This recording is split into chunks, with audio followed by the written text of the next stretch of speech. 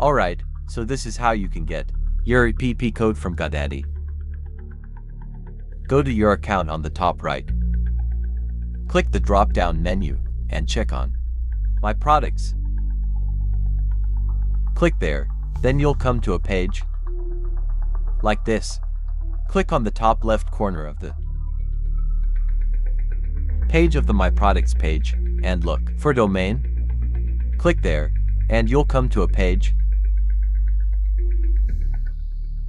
like this. On the middle of the page, check where there is a registration setting. Then, click on that, scroll down, go to Transfer.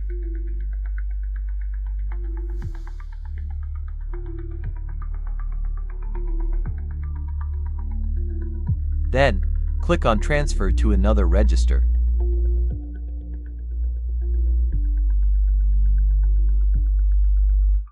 You'll come to a page like this, then click on Continue.